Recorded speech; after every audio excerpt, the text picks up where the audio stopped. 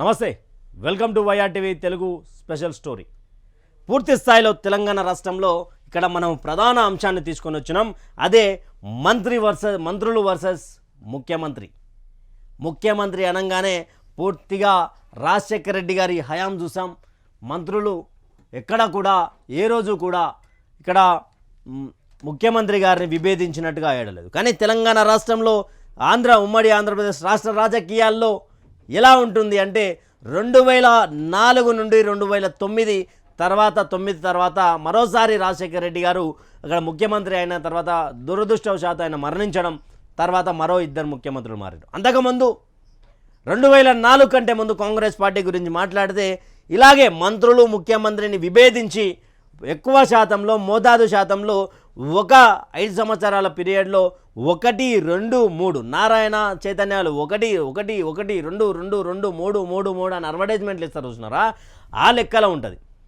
ఎందుకంటే గత చరిత్ర చూసుకోవచ్చు. 2004 కంటే ముందు ఒక 5 సంవత్సరాల పీరియడ్లో ఒకరు లేదా ఇద్దరు ముగ్గురు ముఖ్యమంత్రులు అయినటువంటి ఘనమైన చరిత్ర కాంగ్రెస్ పార్టీకి ఉన్నది. అందుకు తర్వాత 2009లో రాజశేఖర రెడ్డి గారు పగ్గాలు తీసుకున్న తర్వాత 2004 ముఖ్యమంత్రి అయిన తర్వాత 2009 తర్వాత కూడా ఆయన దురదృష్టం చనిపోవడంతో మళ్ళా పాత ఆనవాయితీగా కాంగ్రెస్ పార్టీ వచ్చింది. ఏ విధంగా వచ్చిందంటే రోషయ్య గారిని నియమించి తర్వాత మళ్ళా ఒక సంవత్సరము 6 నెలలు ఉంచిన తర్వాత మళ్ళీ కిరణ్ కుమార్ రెడ్డి గారికి బాధ్యతలు ఇచ్చారు. అలాగే రేవంత్ విషయంలో ఏమైనా జరుగుతుందా అనేది కీలక అంశంగా మారింది. అంటే గతాన్ని ఒకసారి గుర్తు చేసుకుంటే అలానే జరుగుతుందేమో అనిపిస్తూ ఉంది. మంత్రులు వర్సెస్ ముఖ్యమంత్రిగా ఉన్నది అంటే ఇక్కడ అది కాంగ్రెస్ పార్టీ అధికార పీఠాన్ని కదిల్చేది ప్రతిపక్షాలు కాదు, కాంగ్రెస్ పార్టీలో ఉన్నటువంటి నేతలే అంటూ కూడా బీఆర్ఎస్ నేతలు చాలాసార్లు విమర్శలు చేశారు. చాలా జాగ్రత్త రేవంత్, నీ కుర్చీని మీ వాళ్ళే లాగుతారంటూ కూడా చాలాసార్లు మాట్లాడినటువంటి విషయం. 2014 నుండి 2023 వరకు కనీసం కేసీఆర్ కుర్చీని టచ్ చేసినటువంటి నాయకులు ఎవరైతే లేరు. రాష్ట్ర పార్టీ ప్రభుత్వంలో ఉంటే ఇలాగే ఉంటుంది. అయితే ఇక్కడ ఏం జరుగుతూ ఉన్నది అంటే ఒకసారి కాంగ్రెస్లో కుమ్ములాటలు అంటూ కూడా ఒక ప్రధాన అంశాన్ని తీసుకొచ్చినాం కదా. ఇంట్లో ఈగల మోత, బయట పల్లకిల మోత. అంటే ఇట్లా ఈగలు కొట్లాడుతున్నాయి కానీ బయట మాత్రం పల్లకిల కూర్చొని ఊరేగుతున్నారని అర్థం. రాష్ట్రంలో కాంగ్రెస్ల పార్టీ పరిస్థితి కూడా ఇలాగే ఉందన్న చర్చ జరుగుతుంది. పార్టీలో జరుగుతున్న కుమ్మలాటలకు కారణంగా రాష్ట్రంలో అధికారంలో ఉన్నామనే సంతోషం లేకుండా పోతుందని పార్టీలో ఉన్న వాళ్ళే అంటున్నారు. ఎవరిని పలకరించినా నువ్వెంత అంటున్నారు. చివరకు సీఎం మంత్రుల మధ్య కూడా గ్యాప్ పెరిగిందనే ప్రచారం సోషల్ మీడియాలో జోరుగా నడుస్తూ ఉన్నది. ఇంట్లోనేమో ఈగల మోత, బయటికి వస్తేనే పల్లకిల మోత. మరి ఇంత జరిగింది బయట చెప్పుకోలేరు కదా. మనం చాలా సందర్భాల్లో చూసినాం కాంగ్రెస్ నేతలు పరస్పర మాటల దాడి, మాటల యుద్ధం కూడా చేసుకున్నారు ప్రతిపక్షంలో ఉన్నప్పుడు. చాలాసార్లు ప్రెస్ మీట్లు పెట్టి మరి తిట్టుకున్నటువంటి పరిస్థితి కనిపించింది. అలాంటి వాళ్ళు అధికారం రాగానే ఐక్యత వస్తుందేమో అనుకున్నారు తెలంగాణ కాంగ్రెస్ కార్యకర్తలకు, తెలంగాణ ప్రజలు. కానీ అలా లేదు ఇక్కడ సిచ్యువేషన్. నా ఇంట్లోకి మరో ఎంపీ టికెట్ కావాలని ఒక మంత్రి, నేను ఇప్పియలేను అంటూ కూడా ముఖ్యమంత్రి, అలా గ్యాప్ పెరుగుకుంటూ వచ్చిందంటూ కూడా ఓ సమాచారం అందుతున్నది. కాంగ్రెస్ పార్టీలో నిజానికి కూడా ఇక్కడ మంత్రి ఏదైతే మొన్న గవర్నర్ ప్రమాణ స్వీకారం రోజు తుమ్మల నాగేశ్వరరావు మంత్రివర్యులు వర్సెస్ ముఖ్యమంత్రి రేవంత్ రెడ్డి గారికి పంచాయతీ అయినట్టుగా క్లియర్గా ఈ చిత్రం చూపిస్తూ ఉన్నది. ఇక్కడ చిన్నారెడ్డి గారు ఏదో వనపర్తి జిల్లాకు సంబంధించినటువంటి చిన్నారెడ్డి గారు కలగజేసుకోవాలని వెళ్ళినా కూడా ఆయనకు కూడా మీరు మధ్యలో రాకండి ప్రతి విషయంలో అంటూ కూడా ఆయన కూడా బెదిరించినట్టుగా తుమ్మల నాగేశ్వరరావు గారు బెదిరించినట్టుగా తెలుస్తూ ఉన్నది. అంటే కాంగ్రెస్ పార్టీ నిజానికి మరి ఒక ముఖ్యమంత్రిని నడిపించినటువంటి కాలం చాలా తక్కువ, అది వైఎస్ రాజశేఖర రెడ్డి పీరియడ్. ఇప్పుడు రేవంత్ రెడ్డి పీఠం కదలబోతూ ఉంది అంటే దీనికి సమాధానం అవుననే అనిపిస్తూ ఉన్నది. పార్టీలో నువ్వెంత అనే కాడికి పార్టీ లోపల కార్యక్రమాలు జరుగుతూ ఉన్నాయి.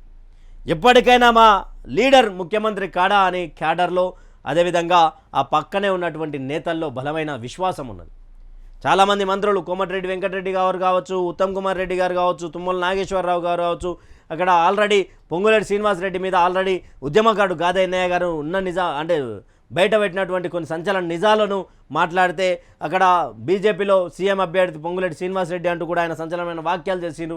అక్కడ పొన్నం ప్రభాకర్ వెయిట్ చేస్తూ ఉన్నారు, అక్కడ కొండ సురేఖ అక్క గారు వెయిట్ చేస్తూ ఉన్నారు, ఇక్కడ చాలామంది వెయిట్ చేస్తూ ఉన్నారు. అంటే రేవంత్ రెడ్డిని పీఠం కదలబోతూ ఉంది అనేదానికి చాలా వరకు ఇక్కడ ఒకటైతే మరొకటి లోక్సభ ఎన్నికలు వస్తున్న తరుణంలో ఇక్కడ పారాషూట్లకు టికెట్లు ఇవ్వడంపై కూడా కాంగ్రెస్ పార్టీ సీనియర్ కార్యకర్తలు సీనియర్ వైస్ ప్రెసిడెంట్ నిరంజన్ గారు కూడా సోనియా గాంధీ గారికి లేఖ రాశారు, మల్లికార్జున ఖర్గే గారికి లేఖ రాశారు, జాతీయ అధ్యక్షునికి.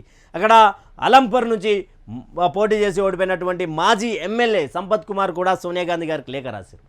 ఈ లేఖ విషయంలో మహేష్ గౌడ్ కాంగ్రెస్ టీపీసీసీ సంబంధించినటువంటి మహేష్ గౌడ్ అక్కడ అలా రాయడం తప్పు అంటే బరాబ్బర్ రాస్తాం, ఎవరు చెప్తారు ఎవరు చెప్పుకుంటారో చెప్పుకోరు, నాకు వచ్చే సీట్ని మీరు ఎట్లా కదిలిస్తారు అంటూ కూడా అక్కడ ఎంపీ సంబంధించినటువంటి వీళ్ళు ఏమన్నారు ప్రజలారా, పూర్తి స్థాయిలో ఏమన్నారు వీళ్ళు, పూర్తి స్థాయిలో 10 స్థానాలను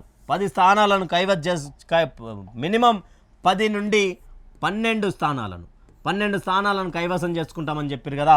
తెలంగాణ రాష్ట్రంలో మాత్రం తెలంగాణ ప్రభుత్వం కాంగ్రెస్ వైఖరి మాత్రం 10 నుండి 12 కాదు కదా, దాదాపు 3 నుండి 5 స్థానాలను తెచ్చుకునే అవకాశం ఉన్నది. ఎందుకంటే ఎగ్జాంపుల్గా నాగర్ కర్నూలు ఉన్నది, నాగర్ కర్నూల్లో పూర్తి స్థాయిలో అక్కడ మల్లు రవికి అపోజ్ చేస్తూ ఉన్నారు. ఎవరు అంటే సంపత్ కుమార్ కూడా బలమైన క్యాడర్ ఉన్నటువంటి నేత, లోకల్ నేత. మొట్టమొదటగా ఆయన కూడా ఆ పూర్తి స్థాయిలో మల్లు రవిని వివేదిస్తూ ఉన్నాడు. నాకు రావాల్సిన సీట్ని అక్కడ పొంగులేటి శ్రీనివాస్ రెడ్డి అక్కడ మల్లు రవికి వచ్చే విధంగా చేశాడు. ఎందుకంటే రేవంత్ రెడ్డి వర్గానికి సంబంధించి ఆయన వర్గ విభేదన అంటే కొన్ని రోజుల కింద నల్గొండ సంబంధించినటువంటి రెడ్డి రాజకీయం ఒకటి నడుస్తూ ఉండే, 2-3 వర్గాలు ఉంటుంది. ఇప్పుడు దాదాపు ఖమ్మం జిల్లాకు సంబంధించినటువంటి రాజకీయం ఒకలాగుంది, నల్లగొండకు సంబంధించి ఒకలాగుంది, ఇక్కడ మహబూబ్నగర్ సంబంధించి ఒకలాగుంది, ఇక్కడ మిగతా జిల్లాలకు సంబంధించి ఒకలాగుంది. ఇవన్నీ కూడా ఉన్నటువంటి పరిస్థితిలో ఇక్కడ సంపత్ కుమార్ కూడా సోనియా గాంధీ గారికి లేఖ రాశారు. ఏమని రాశారంటే పారాషూట్లకు టికెట్లు ఇస్తూ ఉన్నారు, మాకు ఇక్కడ స్థానికులమైనటువంటి మాకు టికెట్లు రాకుండా చేస్తూ ఉన్నారు, వాళ్ళు కూడా పార్టీని నమ్ముకొని మేము ఇన్ని రోజులు ప్రతిపక్షంలో ఉండి కొట్లాడినటువంటి నేతలైనటువంటి మమ్మల్ని కాదని వేరే మా మీద వచ్చినటువంటి మా తర్వాత పార్టీలోకి వచ్చి పారాషూట్ వేసుకొని వచ్చినటువంటి నేతలు మా మీద శాసిస్తున్నారు అంటూ కూడా సంపత్ కుమార్ సోనియా గాంధీ గారికి లేఖ రాసినట్టుగా సమాచారం ఉన్నది. అంటే పూర్తి స్థాయిలో 10 నుండి 12 స్థానాలు అనుకున్నటువంటి కాంగ్రెస్ పార్టీ ఇక్కడ 3 నుంచి 5 గెలవడమే కష్టకాలంగా మారింది. ఇక్కడ ఎందుకు కష్టకాలంగా మారిందన్న, నువ్వు అలా ఎలా చెప్తావు 3 నుంచి 5 అని? అక్కడ కాంగ్రెస్ పార్టీ అధికారంలో ఉన్నది, ఎంపీ అభ్యర్థులుగా వీళ్ళు ఉన్నారు కదా, మరి కాంగ్రెస్ పార్టీ అధికారంలో రావాలి అంటే ఇక్కడ ఒక కాంగ్రెస్ పార్టీలో గతంలో పోటీ చేయమంటే కూడా పోటీ చేయనటువంటి వ్యక్తులు చాలామంది ఉన్నారు.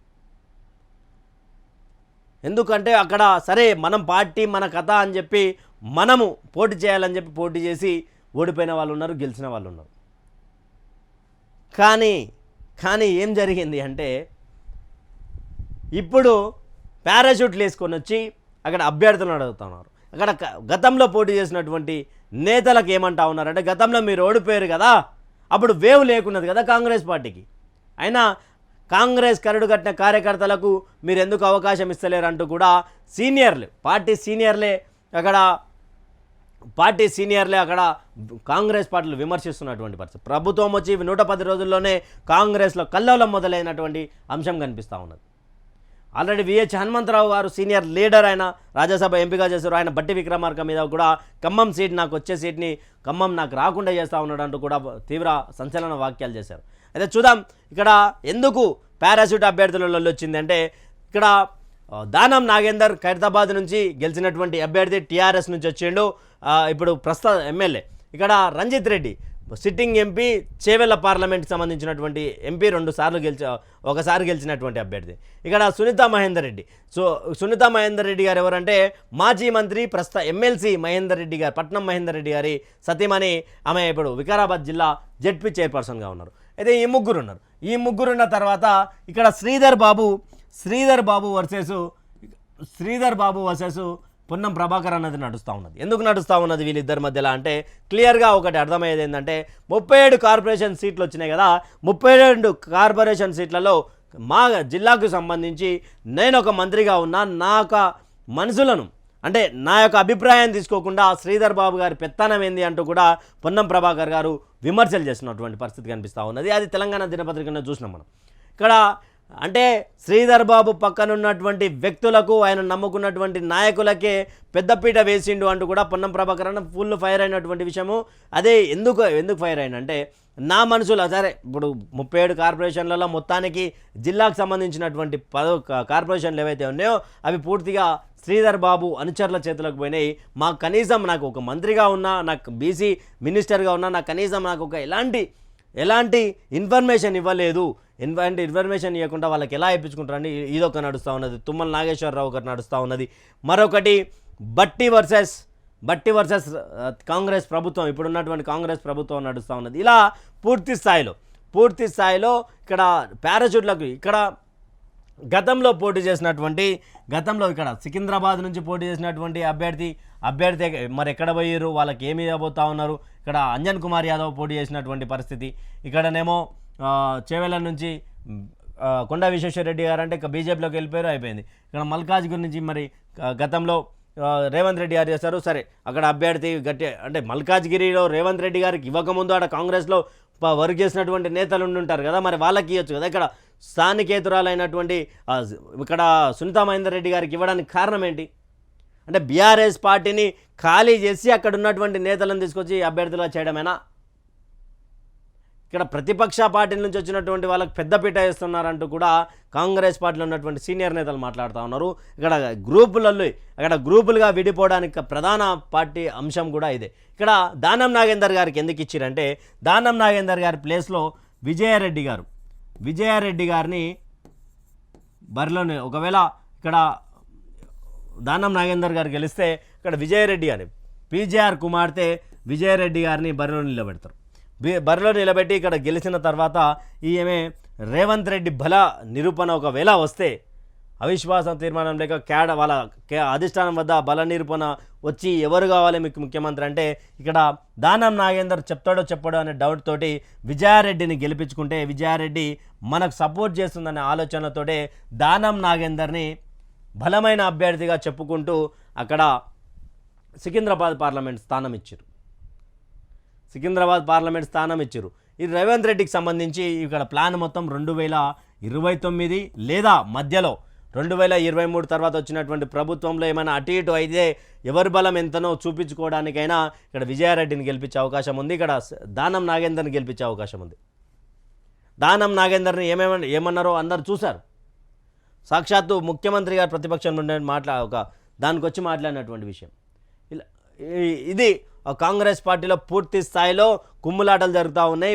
పారాషూట్లుగా వచ్చినటువంటి వ్యక్తులకు సీట్లు ఇస్తున్నారంటూ గరం అవుతూ ఉన్నారు. ఒకవైపు బట్టి విక్రమార్క చాలా రోజుల నుంచి పోస్టర్లలో కనిపిస్తలేడు, చాలా కనిపించలేదంటూ కూడా యాదగిరి గుట్టలో ఆయనకు అవమానం జరిగిందంటూ కూడా పెద్ద ఎత్తున సోషల్ మీడియా ట్రెండ్ అయింది.